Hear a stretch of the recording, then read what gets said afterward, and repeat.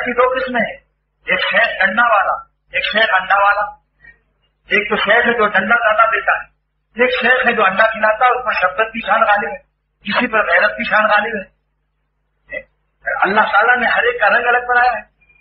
हाजी साहब का रंग देख लीजिए कि उनको फरमाते हैं कि हाजी साहब, हमारे हाजी साहब रहमतुल्लाह अलैह तो डांटना और खफा होना जानते ही न थे। शराबा रहमत और शफकत है, लेकिन उनका फैज इतना ताम था कि कोई भी महरूम नहीं रहता। मिजाज कोई बदल नहीं सकता, मिजाज बचपन का होता है। हकीम उम्मत फरमाते हैं कि हर बुजुर्ग का मिजाज उसके बचपन के मिजाज के ताबे होता है।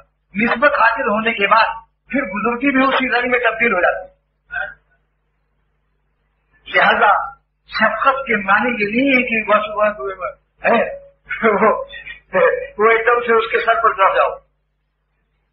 मोहब्बत करे शेख तो इसके माने तो ये नहीं कि उसके सर पर चढ़ जाओ।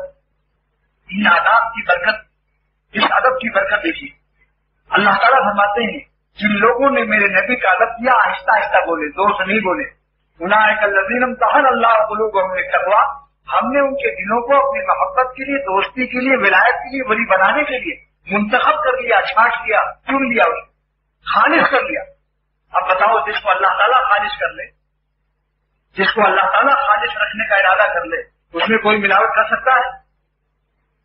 जिसको खुदा अपना बना ले उसको कोई अपना बना सकता है? अल्लाह की ताकत के मुकाबले में नफ्स की ताकत है कि जो खुदा से छीन ले। अगर खुदा हमें अपना बना ले तो नफ्स की ताकत है कि वो हमें छीन करके गुनाह करा दे। शैतान की ताकत है कि अल्लाह से हमको छीन ले, अल्लाह से लड़ाई करके अल्लाह के दस्त बाजुए हिफाजत से, अल्लाह के दस्त बाजुए हिफाजत यानी अल्लाह ताला की हिफाजती हाथों की ताकत से शैतान और नफ्स को ताकत है कि वो हमें छीन ले। है अल्लाह ताला जिसके हिफाजत के लिए कबूल फरमाए, बिना बस उसको कोई नहीं नुकसान पहुंचा सकता। तिजारत और माल दौलत भी, अगर वो कोई तिजारत भी करना चाहेगा तो अल्लाह उसको छुड़ा देगा उससे। अगर वो सल्तनत की तरफ मायल भी होगा तो अल्लाह ताला उसको छुड़ा देंगे। सुल्तान इब्राहिम इब्न अदहम रहमतुल्लाह अलैह की तरफ अल्लाह की हिफाजत के बाद खुदा की हिफाजत के ताले पर किसी मखलूक की कुंजी नहीं ले सकती। इसलिए यही दुआ करो कि अल्लाह हम सबको अपनी हिफाजत में कबूल कर लीजिए। आप हमको ऐसा अपना बना दीजिए कि सारी दुनिया हमें अपना ना बना सके।